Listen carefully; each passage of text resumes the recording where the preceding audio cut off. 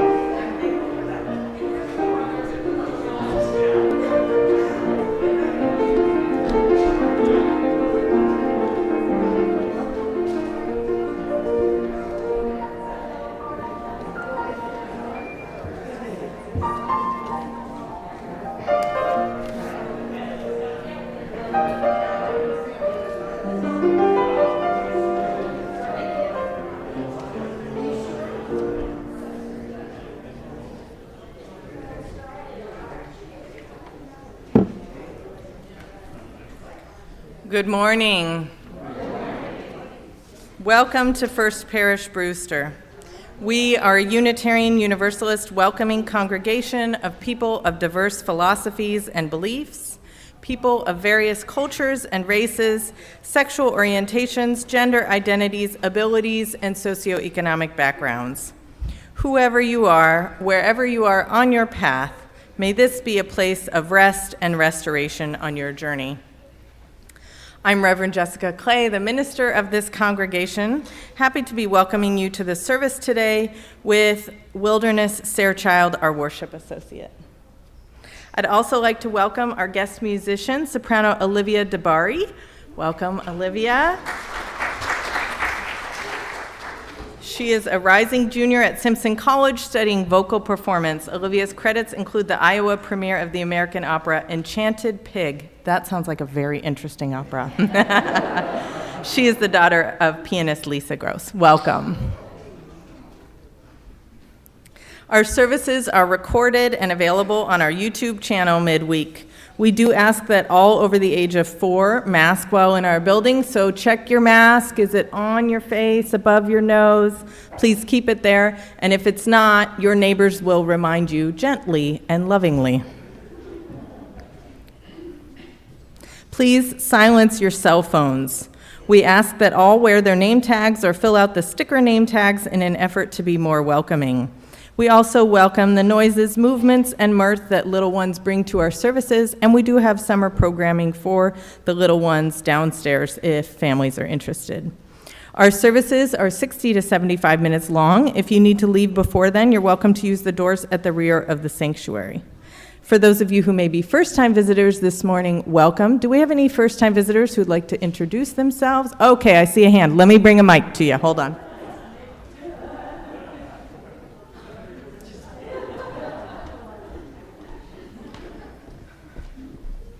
It's always nice if people want to introduce themselves, right? Welcome. It's good to be here. My name is Fred Ayers. This is my wife, Helen. I'm a lifelong UU. We just retired and moved to the Cape. Wanted to check you out. Welcome. Most often it's the UUs who introduce themselves. My statistics. Anyone else like to introduce themselves? Okay. Oh, did I miss a hand? Sorry. Hi, I'm Ellen I'm visiting my sister here on Cape Cod, and I'm from Colorado, and I'm loving being here. Thank you. Welcome, Ellen.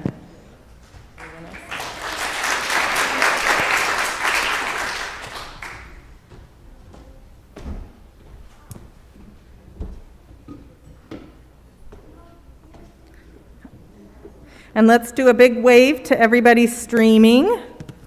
We're so glad you're here. And so welcome, everyone. Welcome on this morning, which we make sacred by our presence together. In community news announcements, UU The Vote is continuing to put letters in the box on the porch of the barn for people to fill out to get out the vote. For questions, please see Tavia Osala. Tavia, can you raise your hand, please? Starting next Sunday, we will be broadcasting the services outside in our memorial garden, so you can bring a chair and an umbrella for the sun, and join us outside if you don't feel comfortable inside. I'm talking to all of you streaming online. And who's excited about our all-church birthday party after the service next Sunday? Yay, we're gonna be outside. It's gonna be a little warm, but that's the way we'll eat together. So we will be outside. I still need 4 cake bakers. So if you have been on the fence about whether you are available to make a cake, I need 4, please. So please email me if you can bake a cake for that. And please do put that on your calendar to join us for our all-church birthday party. It's a really fun time. And if you are uncomfortable eating close to people, you could always get your piece and back away or move your chair a little bit, whatever you need to do to feel comfortable. But we hope you all join us. Are there any who remember our one in the parish room a few years ago? How much fun was that? Okay, it was a lot more fun than that. But after the service today, you're welcome to join us for coffee hour on the plaza. Also during coffee hour, you have an opportunity to sign up to bring flowers for a Sunday service, like these beautiful flowers brought to us today. Or provide hospitality, which you will find outside for coffee hour. Please sign up outside. Welcome to our service today. It is so good to be together.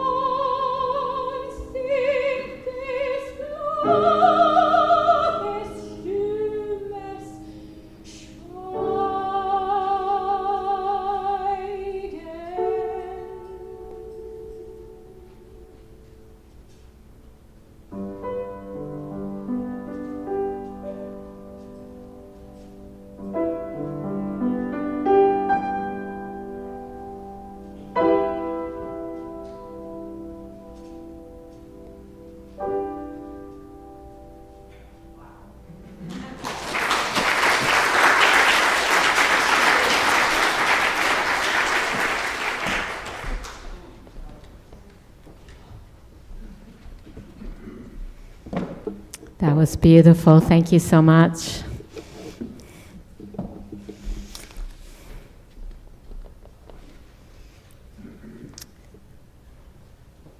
I believe in love, but what is love? For me, love is when my husband rubs my head at night with his gentle hands until I fall asleep. Love is how excited my dog Ruby gets when I return home after a long day. Love is standing out in the cold and rain with a sign that says Black Lives Matter, or Stop the War on Women, or There is no Planet B.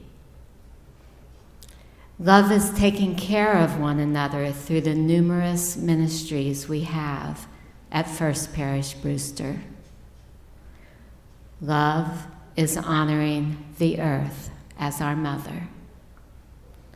Love is practicing self-care, like when I walk in nature, exercise, journal, meditate, write poetry, or play duck, duck, goose with my 5-year-old granddaughter. Love is an action that we practice every time we go out of our way to share, to be there on behalf of another, and also every time we go out of our way to be there on behalf of our own awesome self. I believe in truth, but what is truth? Truth is a trickster. How can we each believe in our own truths when one person's truth is diametrically opposed to another person's truth? Even well-intentioned truths meant for the good of all often change as more knowledge is gained. Several advisories during COVID thought to be truth changed as the CDC learned more about the virus, such as being told there was no need to wear masks at the beginning of the pandemic. Even things that are factually true, the last presidential election being won fair and square by Joe Biden, are believed to be untrue by many people in this country. So, what is truth? For me, truth has something to do with letting go of ego, with being able to humbly admit my mistakes and make amends, with being willing to listen respectfully to someone who I disagree with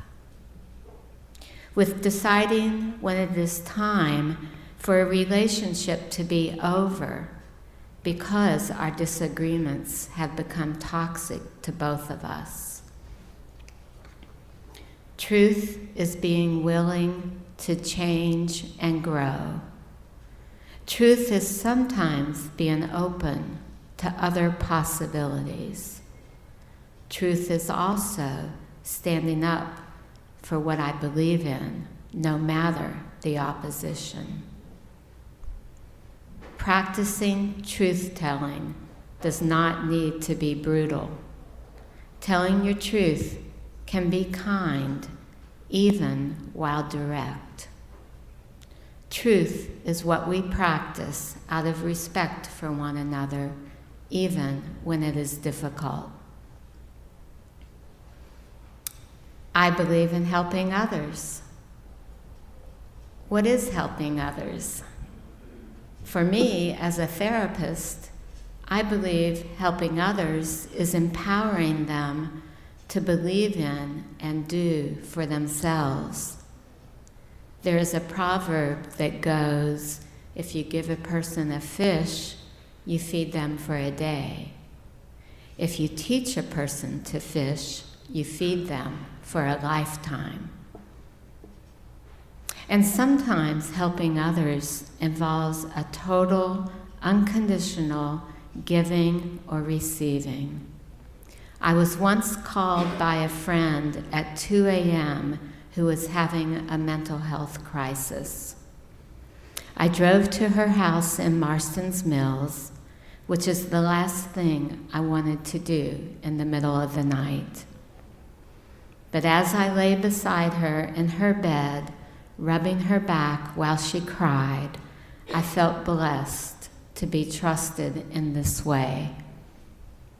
Giving up a night's sleep once in a great while is worth the trust and intimacy that develops when I am totally there for another, or another is totally there for me.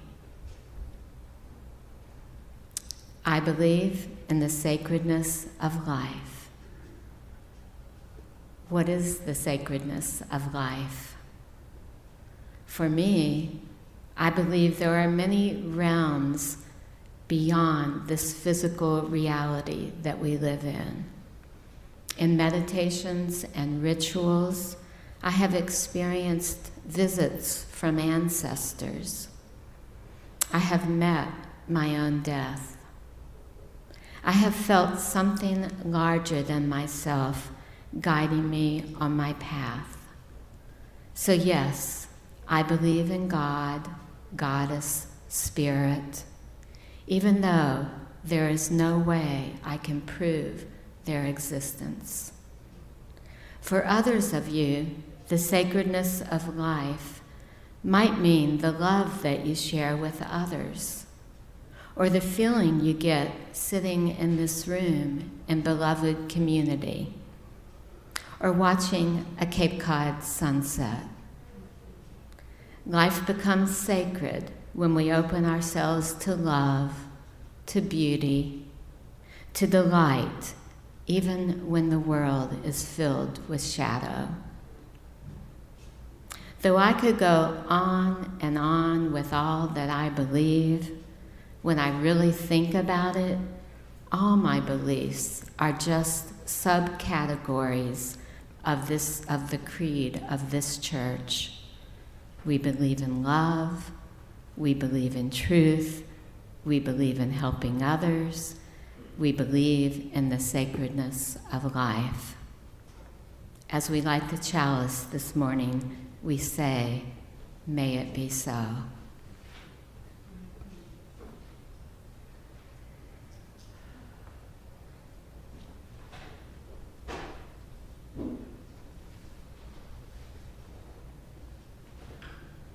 Please rise in body or spirit for hymn number 331 in the gray hymnal, Life is the Greatest Gift of All, and stay standing for the affirmation.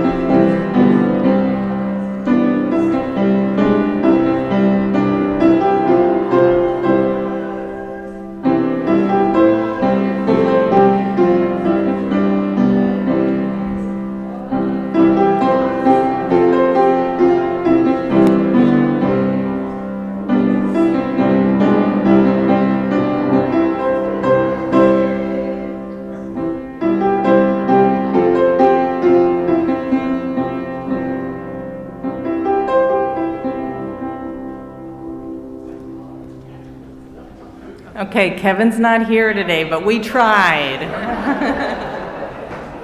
Please remain standing in body or spirit for the affirmation. We believe in love.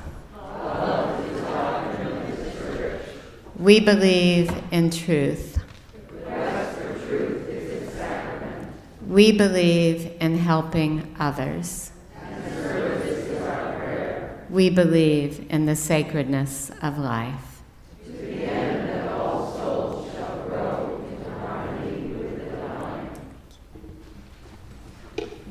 Please be seated.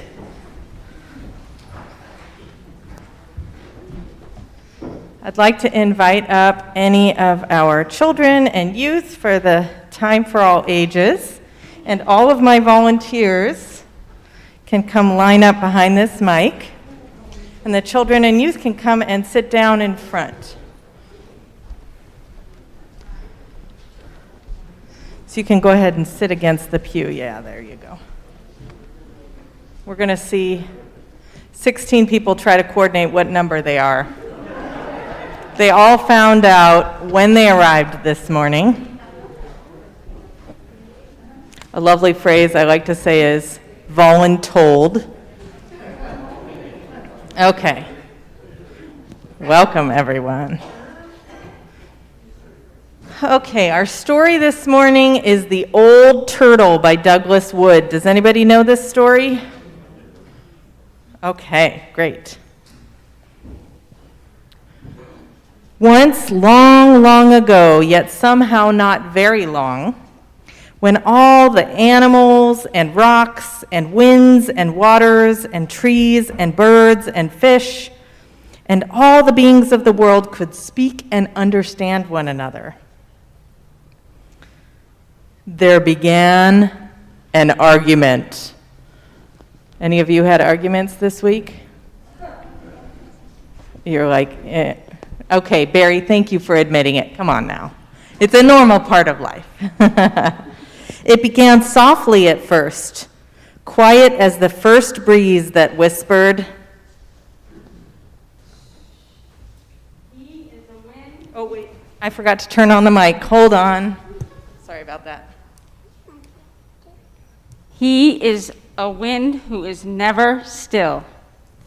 Quiet as the stone that answered, He is a great rock that never moves. gentle as the mountain that rumbled, God is a snowy peak high above the clouds. and the fish in the ocean that answered, God is the swimmer in the dark blue depths of the sea. No, said the star. God is a twinkling and a shining far, far away.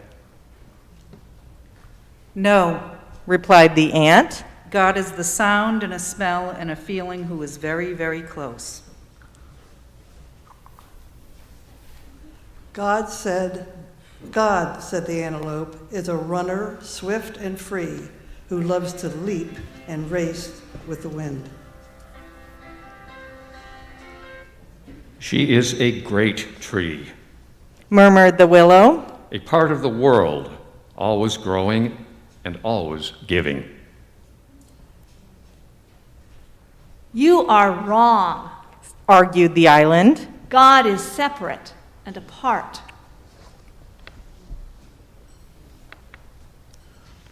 God is like the shining sun, far above all things, Said the blue sky.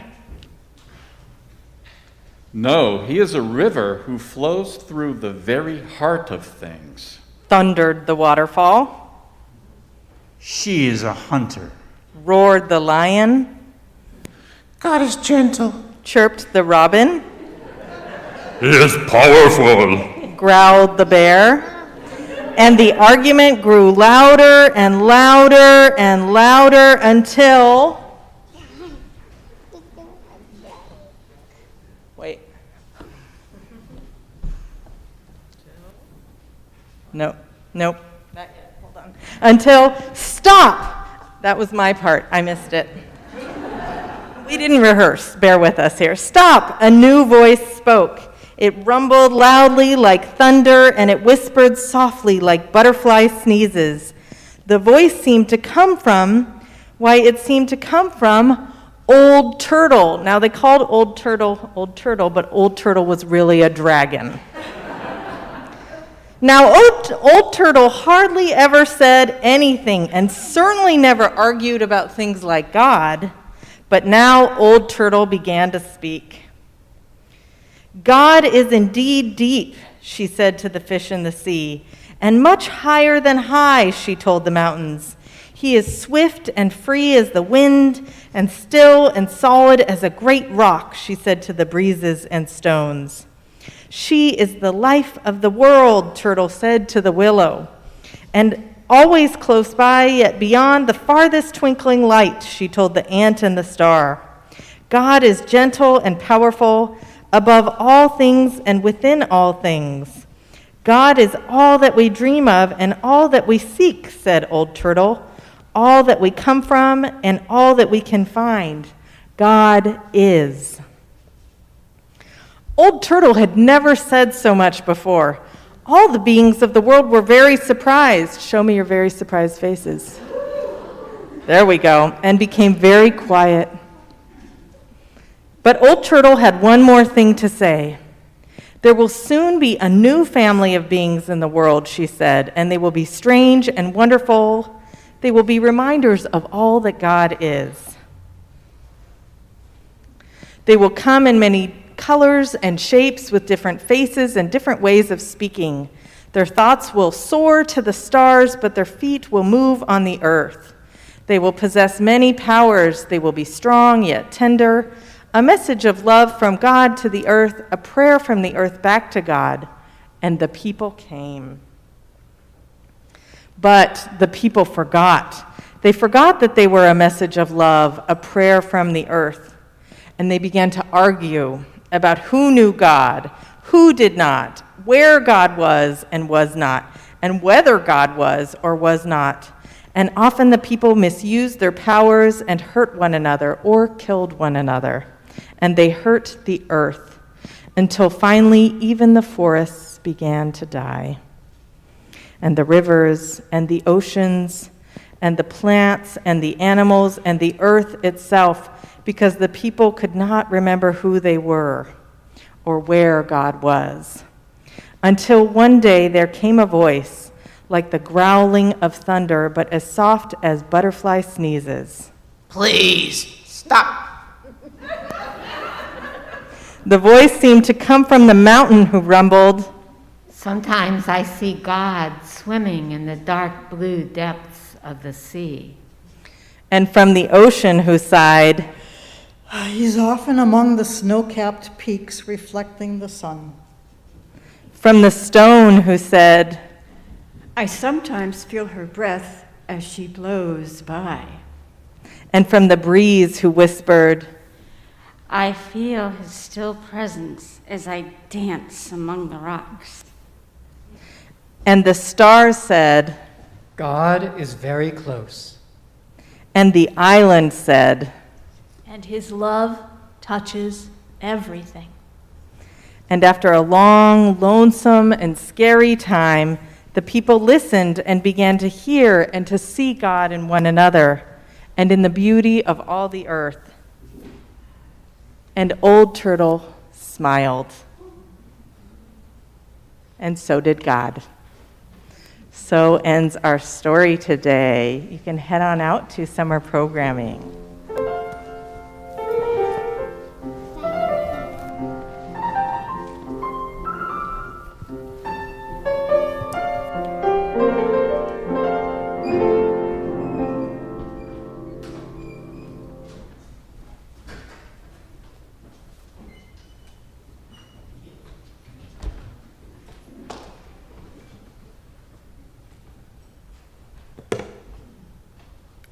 Thank you to all of our volunteers for that. It was definitely a group effort.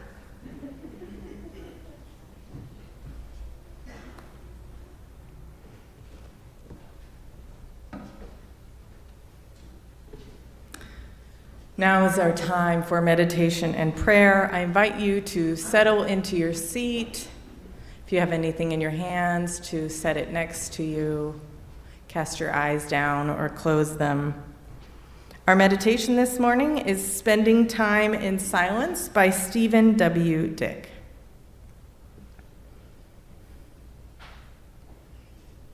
There is rarely enough silence in our services.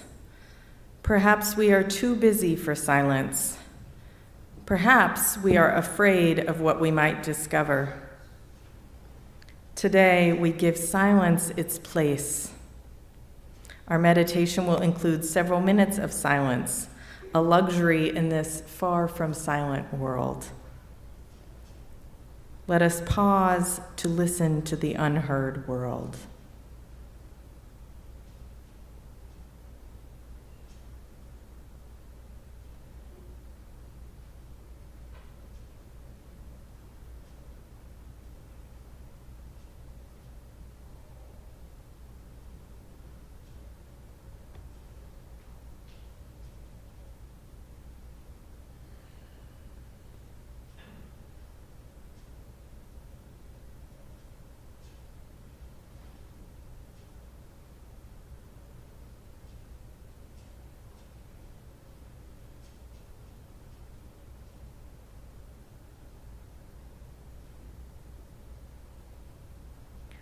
Relax into a comfortable position.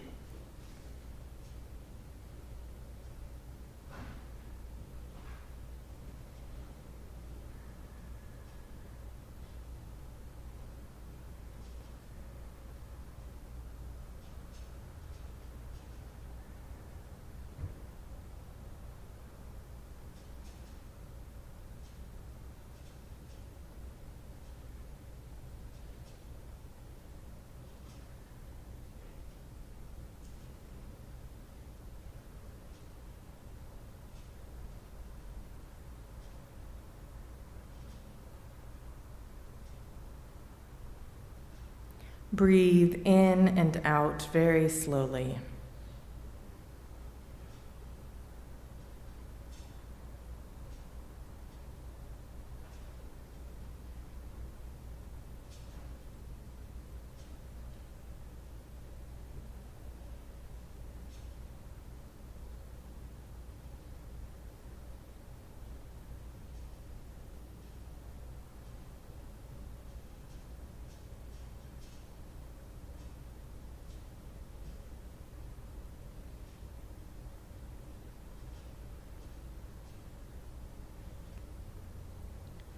Quiet yourself and listen to the rhythm of your breath, your heart.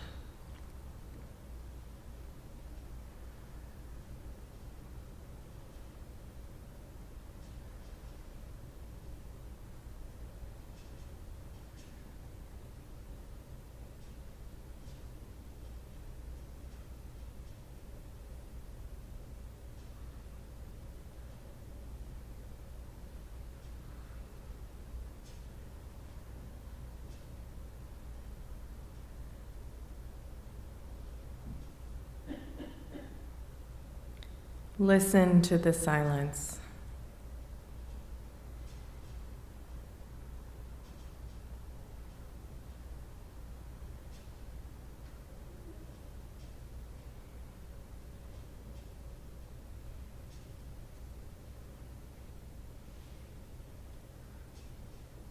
You will think something. Let it pass into you and through you.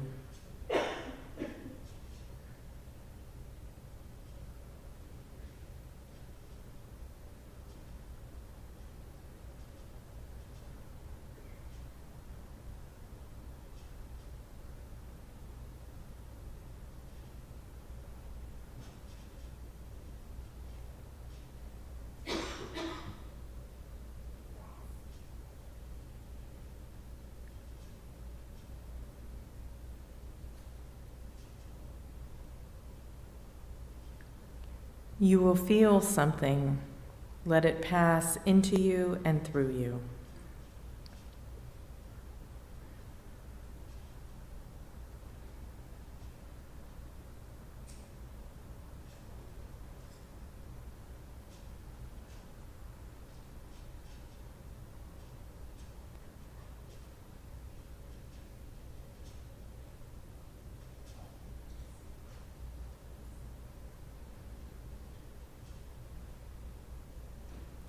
spend some time in the unheard world.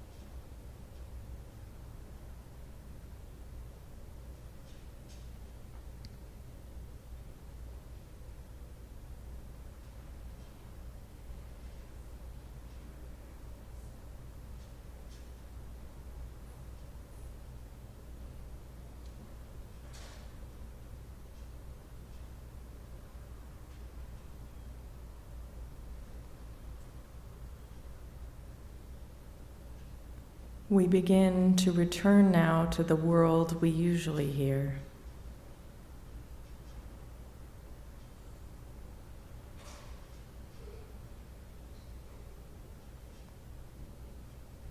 As you do, try to bring something of that unheard world with you.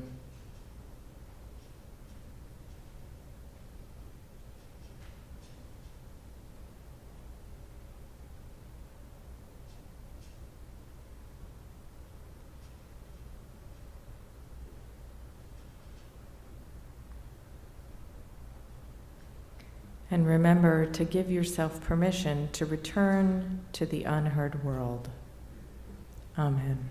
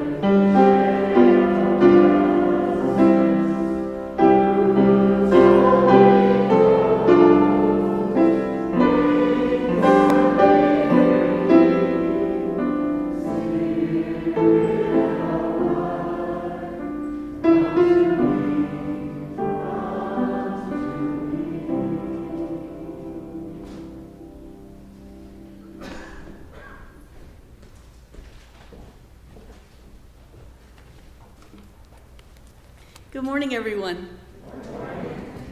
When I was a kid, my father said to me, "There's no such thing as altruism. People give to others because it makes them feel good. Ultimately, then, we're not doing it for the others, we're doing it for ourselves." This lit in me a passion that persists to this day about what it means to be good, and an equally deep curiosity about language and how it works. This I believe. What I understand to be true can be turned inside out and also be true. For example, some of you may remember the amazing youth service a few years back when they took up the paradox of tolerance. It says, when a society is tolerant without limit, its ability to be tolerant is eventually seized and destroyed by the intolerant. It is predictable that someone will come along and initially be granted, but gradually seize the authority to name. And the way something is named can make their solution seem inevitable and necessary. That is why we are all important. We can, with discernment, entrust others with wisdom to name and learn from them. And sometimes we have to have the courage to name too. We must find a positive expression for our values and beliefs, and get in the arena of ideas and influence. We cannot leave the conversation to those most certain and loud. Embracing paradox can help us question our assumptions, make us more creative, flexible, and productive. So there is such a thing as altruism. I often turn to George Eliot quote, "What do we live for if not to make the world less difficult for others?" This quote points me towards a life of meaning and purpose. And two, I hold a shadow truth expressed by my mother when I was a child. Her nickname for me was Martyr.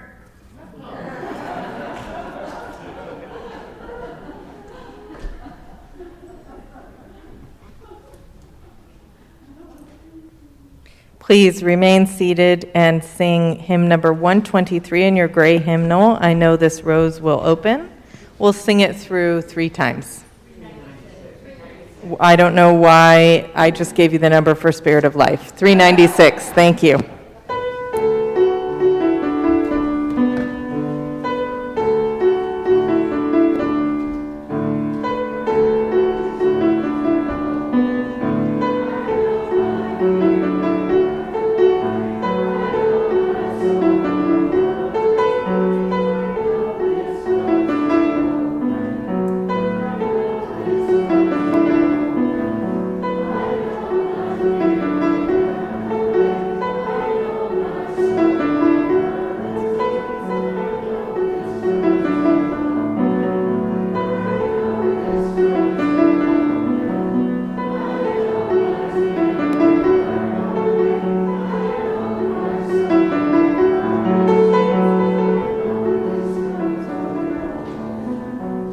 Let's sing it one more time without the piano, a little slower. I know this rose will open. I know my fear will burn away. I know my soul will unfurl its wings. I know this rose will open.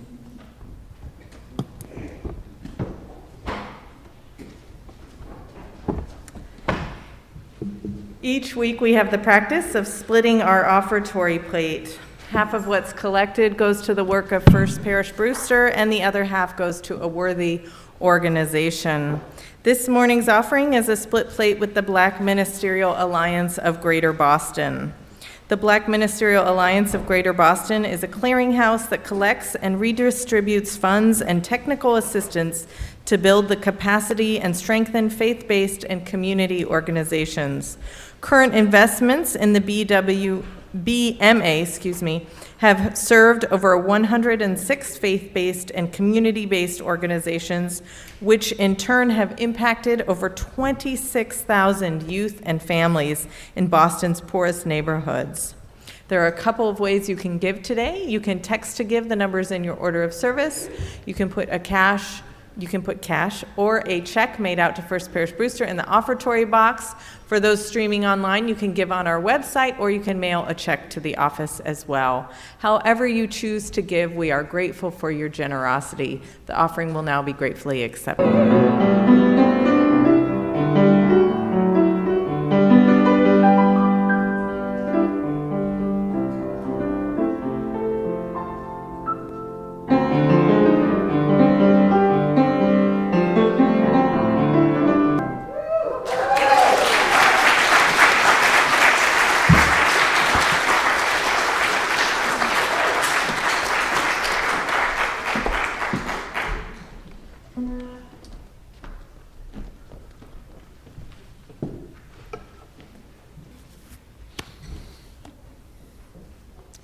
Good morning.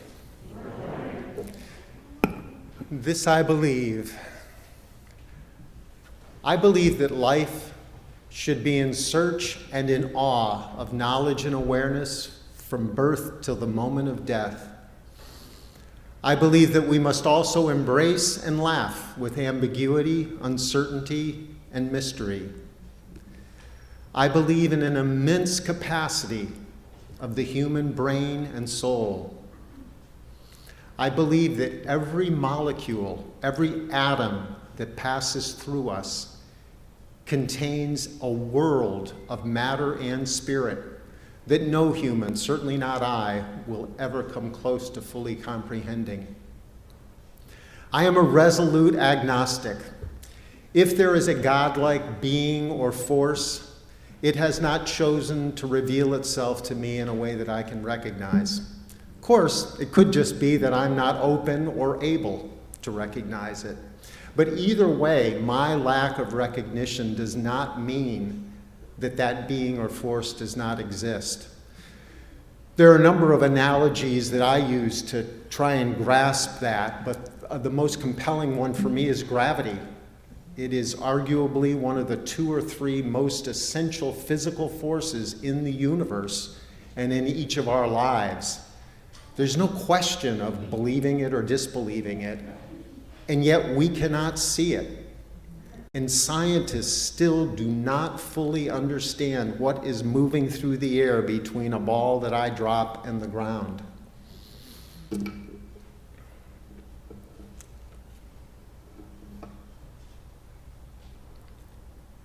So it tends to make me think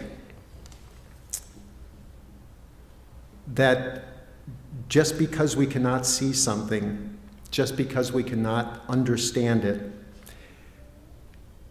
it still might exist, and that prevents me from saying that something that I don't see necessarily does not exist. And no, I don't believe that just because someone or some group can imagine something or suppose something, that it necessarily might exist. But when it comes to matters of the cosmos and its creation and its creator, I tend to tread carefully in saying I know what is and what isn't. I'll continue to revel and dig around in the knowledge that scientists can give us, the wisdom that mystics provide, and in the mystery. I believe that a being or force that could create this universe is by definition incomprehensible to human beings. And yet I also believe that there are many among us who are far more attuned to a unifying life force, who can feel its presence far more than I can.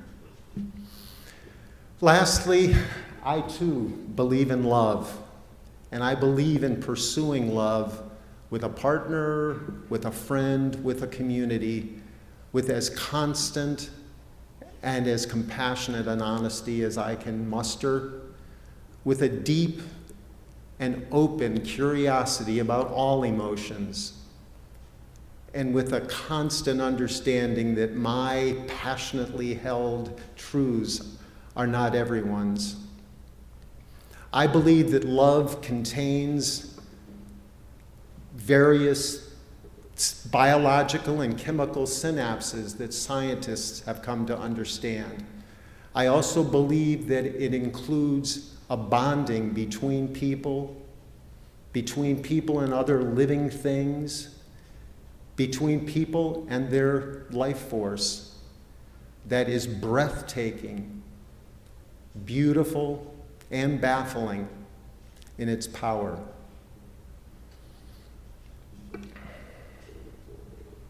Like gravity, love is one of the elemental forces in our lives. Like gravity, it defies complete scientific understanding. And like gravity, it can move us like little else. For me, love has been the surest way for me to discover and believe that I, a head-centered agnostic, do indeed have a soul. This I believe.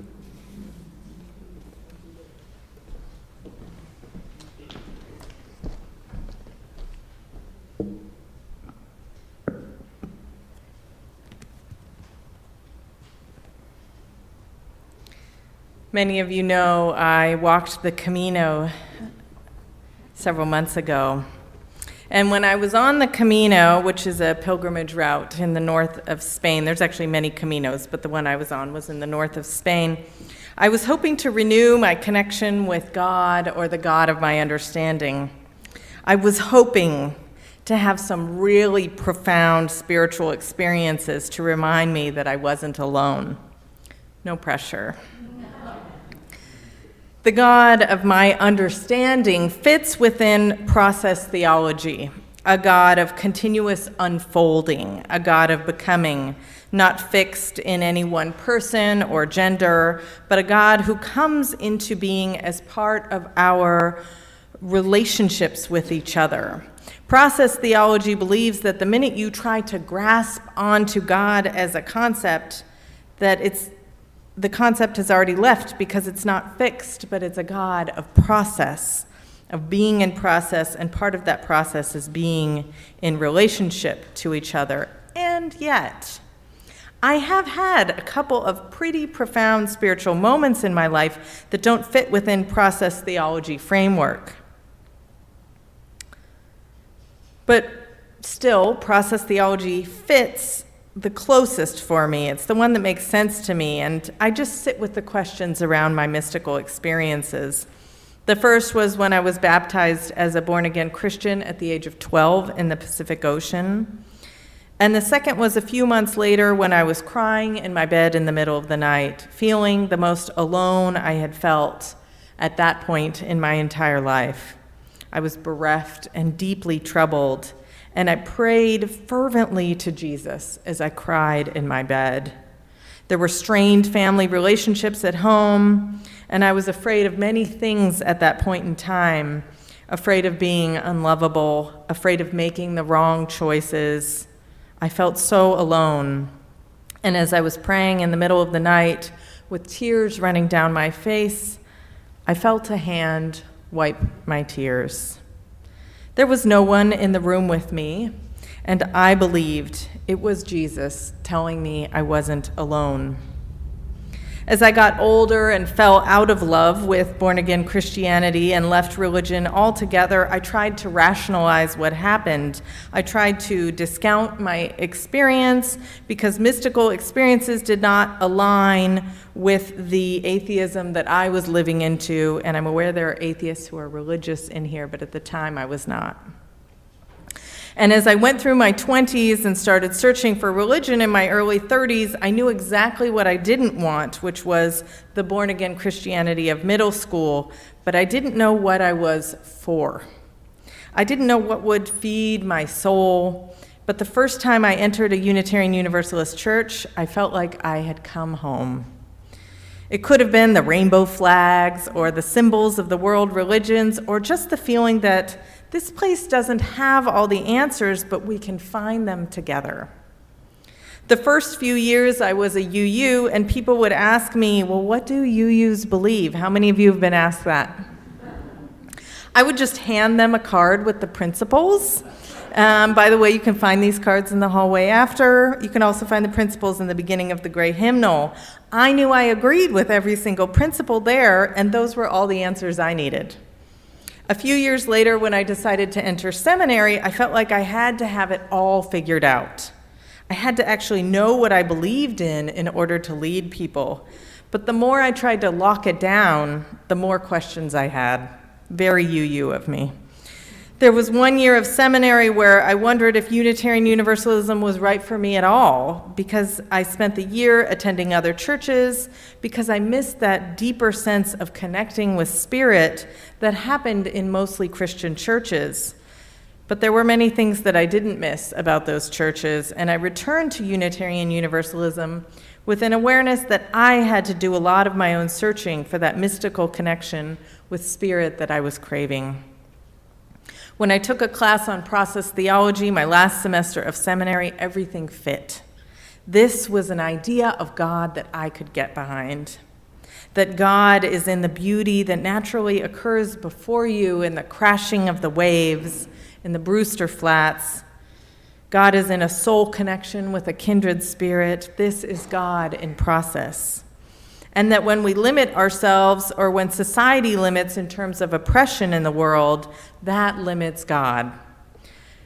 but I still miss those mystical experiences. So when I began my Camino, I thought if there was ever a place I was going to have one of these mystical experiences, it was going to be on that 500-mile journey. You know, I wanted maybe just like a word or two from God in my ear, you know. And the God of process theology is not the kind of God who whispers a word or two into your ear, but I still wanted it. And I don't believe in the puppet master God, but every time I need a parking space, you bet I'm praying. And so on the Camino, I wanted a message from God that my heart was going to be okay after the loss of my daughter Penelope. I wanted a message of hope. I wanted a message that God was with me. And what I realized was God was there all the time, but kept showing up in other people. I kept looking for God in the churches or in the wooded path with the stream bubbling, but God was in the unexpected conversations. God was in the friends giving me a hug as I cried, lighting candles in churches. God was in those places, but showed up through other people. God was in me meeting other parents whose children had died years prior to show me that people can learn to live with a pain like that. I believe I don't have all the answers, but I believe in keeping an openness of spirit to know that they will be found. Part of not having all the answers is going towards the belief that God is found in relationships with other people in community. I believe I can do a lot of things alone, but it's so much better to let people in, rely on people, and love them where they're at. I believe it's more important to be in relationship with people than to be right all the time, even though it's so hard, or to expect them to meet most of your needs. I believe some of the most beautiful moments in life have happened to me in my friendships, in my family, and in being with people. I believe that the God of my understanding does not will things to happen, but accompanies me in my journey and shows up through other people. But first, I have to let them in. I have to open my heart and tell them what I need. Because when I keep it closed and I make up stories about how they're going to respond, I'm stopping the love that flows between us from having a chance. And I believe in this faith. I believe that this faith changes lives, and it will change yours if you let it. It's incredibly frustrating and infuriating that we don't tell you what to believe in, and yet freeing. Several years ago, some of you may remember, it was during the summer, I did a service on the different theologies within this congregation, and I had people rise in body or spirit when I named a certain theology. So we had people rise for Christian or Buddhist or humanist or atheist. And it gave people a visualization of all the different theologies present. But when we come to our congregations, because we think so similarly in many other areas of life, oftentimes we come here and we think, well, we all must have the same theology, but we really don't. And this is a place that will encourage you to explore your own spiritual path, to explore what brings you meaning, and to know it can be completely different from the person next to you, and that's still valid. It's important that we are able to have conversations about our differing theology without the intent of changing the other person's point of view, but with the intent of open-heartedness and deep listening. Ours is a covenantal faith built on the promises we make to each other about how we want to be together, and the promises about the world we want to create, and about the hope found in relationship with each other.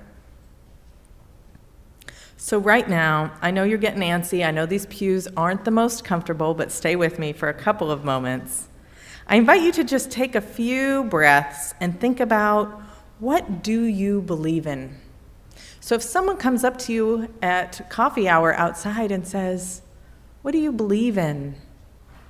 What's a couple of things you could say? Just think of them. It's easy to say what you don't believe in. But think in terms of what you believe in. Can you phrase it without including what you're against? Take a few moments and think of what you are for.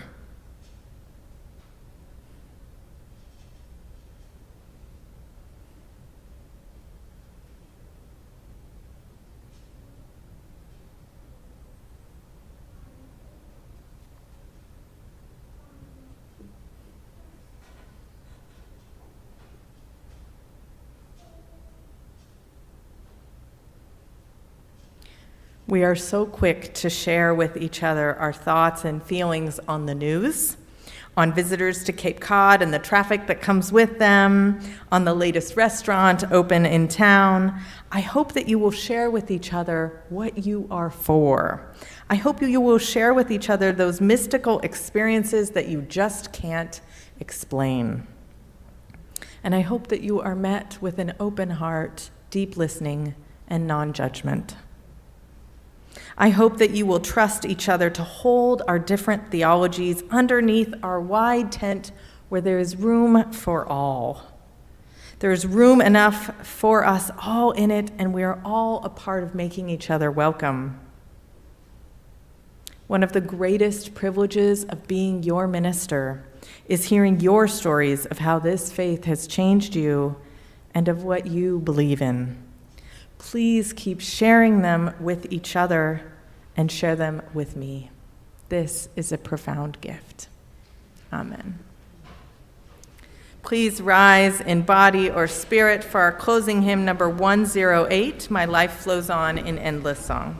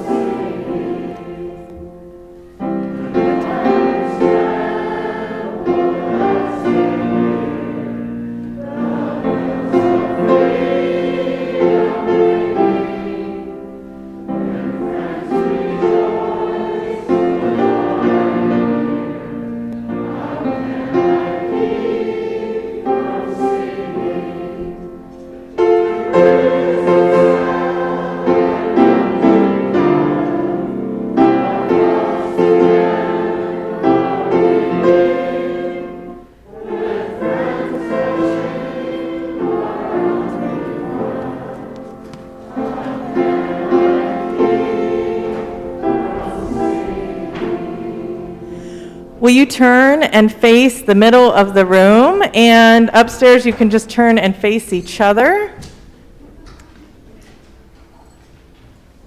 All these faces want to hear what you believe in.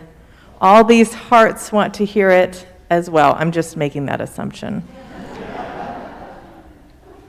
May we meet each other with deep listening on our spiritual paths. May we feel that this faith is a place for us with whatever our theology is. May we know this deep in our bones, and when we feel alone, may we return to this community again and again to remember that we are all traveling this path together. Amen, and blessed be.